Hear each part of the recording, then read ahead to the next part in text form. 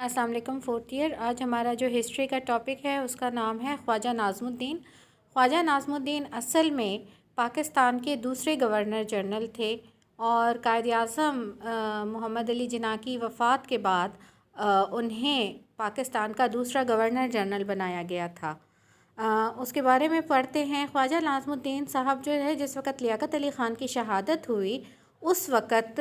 اس دور کے جو سیاسی قائدین تھے، رہنما تھے، جس میں گورمانی اور ملک غلام محمد کا نام بہت زیادہ قابل ذکر ہیں، انہوں نے آپس میں مشورہ کیا کہ اب آگے لیاقت علی خان کی جگہ جو ہے وزیر اعظم کسے ہونا چاہیے، اور دونوں کی طرف سے یہ فیصلہ کیا گیا کہ ملک غلام محمد کو لیاقت علی خان کی جگہ ہم نیا وزیر اعظم بنا دیتے ہیں۔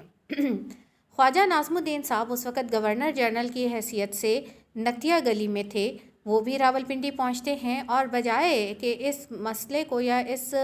منصوبے کو روکنے کے یا اس منصوبے میں جو ہے اس میں عوام کی مرضی ڈالنے کے، وہ خود بھی اس منصوبے کا حصہ بن جاتے ہیں اور منصوبے میں تبدیلی یہ کرتے ہیں کہ وزیر اعظم جو ہے وہ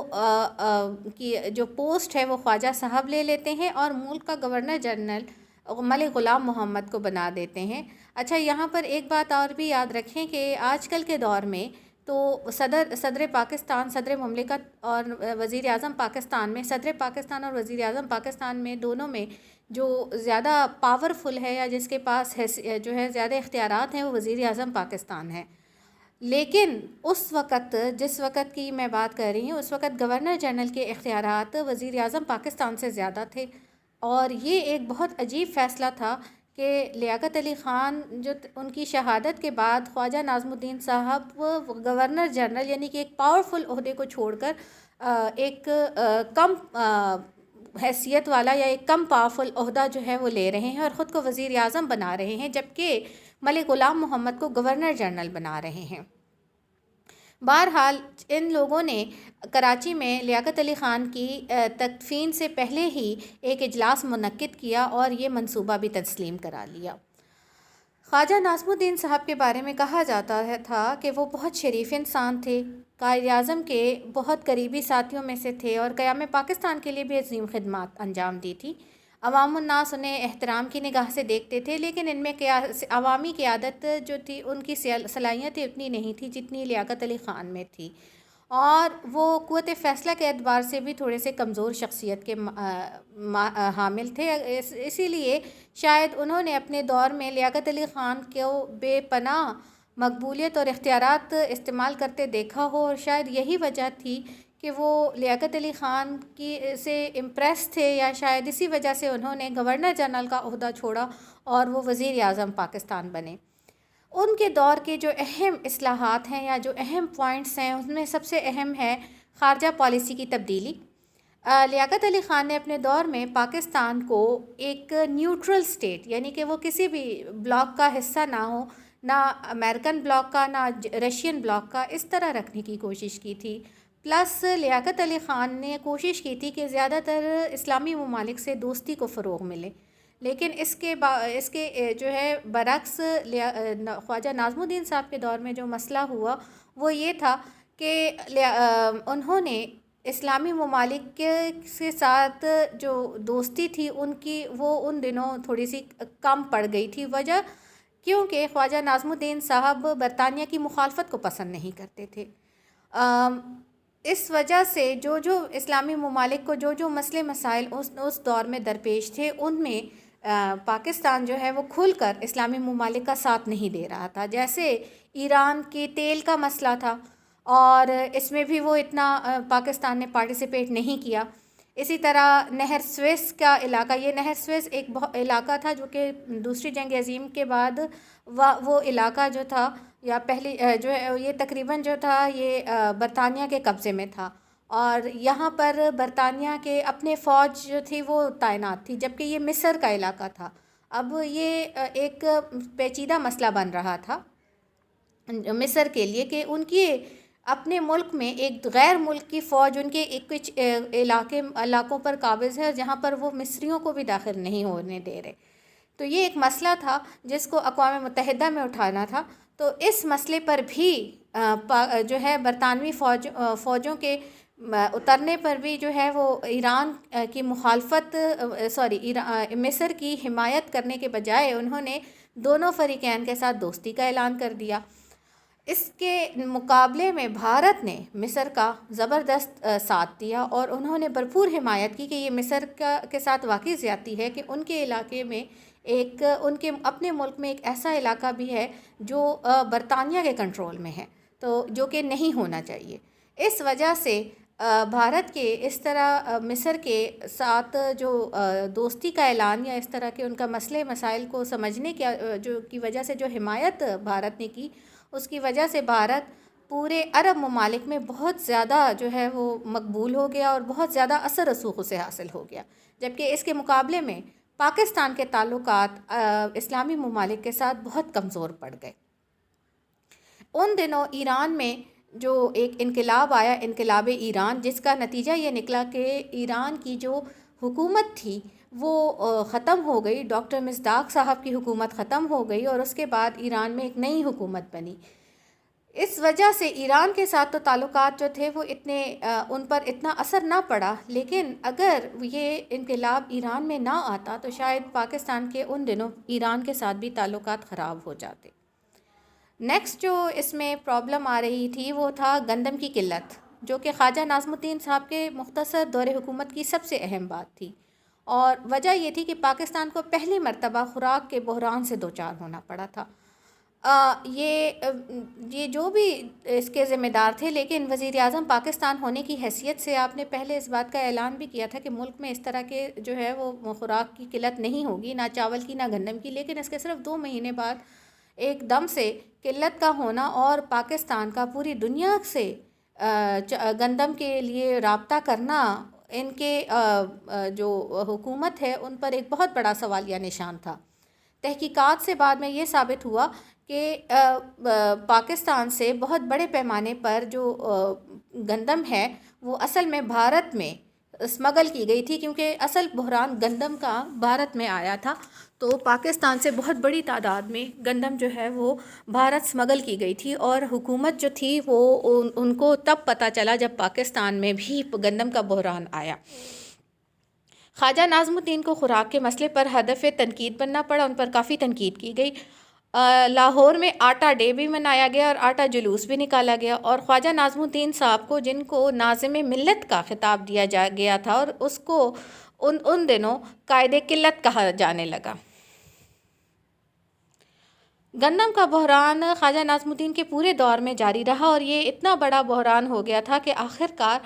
حکومت نے امریکہ سے $1.5 کروڑ کا قرض لینے کے لیے ایک معاہدے پر دستخط کیے، جس سے انہیں گندم درآمد کرنا تھی، لیکن گندم کی پہلی کھپ، یا آپ اس کو کھیپ، جو پہلی جو گندم کی کھیپ تھی، یا پہلی بار جب گندم پاکستان پہنچی، تو اس وقت تک خواجہ ناظم الدین صاحب کی جو دور تھا وہ ختم ہو چکا تھا، اور اس کے بعد پاکستان میں ایک نیا وزیر اعظم جو تھا وہ محمد علی بوگرا صاحب جو تھے، وہ پاکستان کے نئے وزیر اعظم کی حیثیت سے حلف اتار چکے تھے۔ دستور سازی کا مسئلہ، یعنی کہ آئین، کانسٹیٹیوشن بنانے کا، لیاقت علی خان نے اپنے دور میں جو سب سے اہم کارنامے انجام دیے تھے، ان میں ایک تھا قرارداد مقاصد۔ قرارداد مقاصد کا تمام جو ہے وہ سیاسی جماعتوں سے اور عوام سے اس کا منوانا اور اس پر خوشی کا اظہار کرنا۔ لیاقت علی خان کے بعد جب خواجہ ناظم الدین صاحب کے پاس اختیار آیا، تو خواجہ ناظم الدین صاحب کے کچھ پالیسیز کی وجہ سے عوام میں بے چینی شروع ہو گئی، جس کی وجہ سے سب سے پہلا کام ہوا یہ کہ نومبر 1951 میں کراچی میں اور مئی 1952 میں کراچی میں آرام باغ اور میں دونوں جگہوں پر جماعت اسلامی نے جلسہ منعقد کیا۔ اس میں علماء نے اپنی طرف سے 22 نکات پیش کیے، اور بعد میں ان نکات کو 8 نکات کے طور پر ان کا ایک خلاصہ بھی پیش کیا گیا کہ پاکستان کا جو آئندہ بننے والا جو کانسٹیٹیوشن ہے یا جو دستور ہے، ان میں ان پوائنٹس کو شامل کیا جائے۔ بنیادی اصولوں کی کمیٹی، یہ بنیادی اصولوں کی کمیٹی بیسیکلی پاکستان کے لیے نیا دستور بنانے کے لیے ایک مقرر کی گئی تھی یا قائم کی گئی تھی. انہوں نے اپنی رپورٹ پیش کرنا تھی 22 نومبر کو. اسی لیے ان سے پہلے نومبر 1952 کو، اسی لیے 51 اور 52 دونوں جو ہے وہ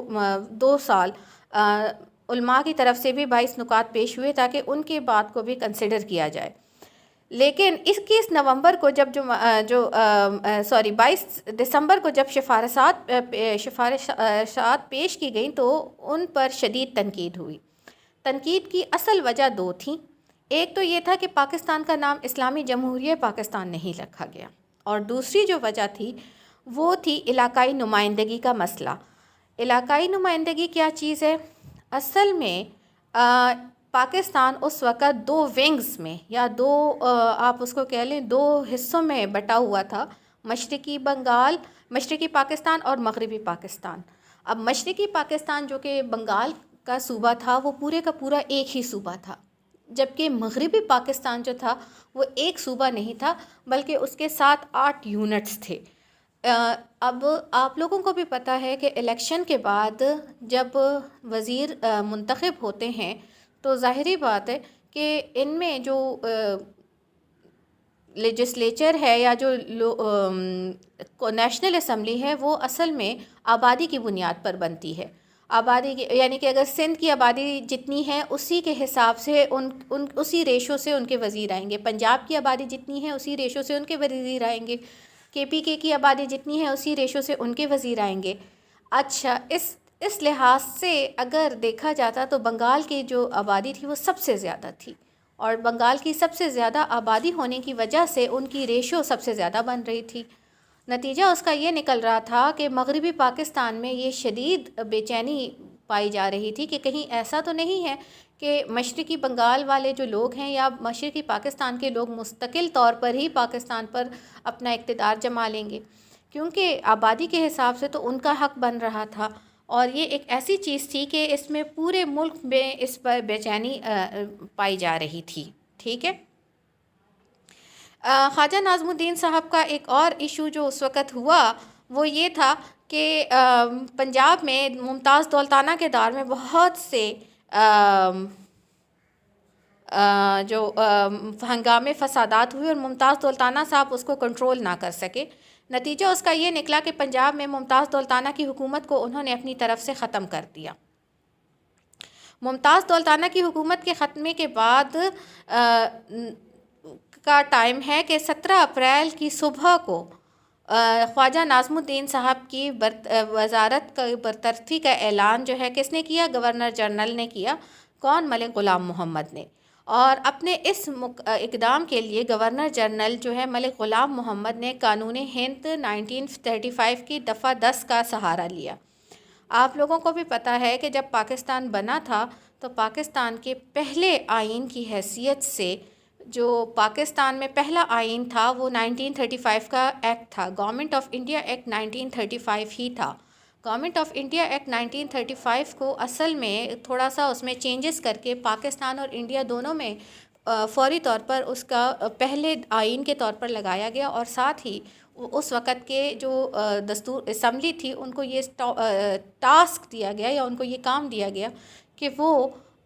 پاکستان کے لیے فوری طور پر نیا آئین بنائے، اور تاکہ ہم اس پرانے آئین کو ختم کر کے پاکستان میں نیا آئین نافذ کر سکیں. لیکن ابھی چونکہ پاکستان کا اپنا آئین بنا نہیں تھا اس لیے گورنمنٹ آف انڈیا ایکٹ 1935 میں گورنر جنرل کے جتنے اختیارات تھے ان اختیارات کو استعمال کر کے خواجہ ناظم الدین صاحب کی حکومت کو ملک غلام محمد نے برطرف کر دیا. خواجہ ناظم الدین صاحب نے جب ملک غلام محمد سے اس طرز عمل کی شکایت کی اور کہا کہ گورنر جنرل کی حیثیت سے میں نے لیاقت علی خان سے تو کبھی ناروا سلوک نہیں کیا تھا، تو ان کا جواب یہ تھا ٹھیک ہے خواجہ صاحب، نہ آپ لیاقت علی خان ہیں اور نہ میں خواجہ ناظم الدین ہوں. آج کا لیکچر ہمارا یہیں پر ختم ہوتا ہے. جزاک اللہ.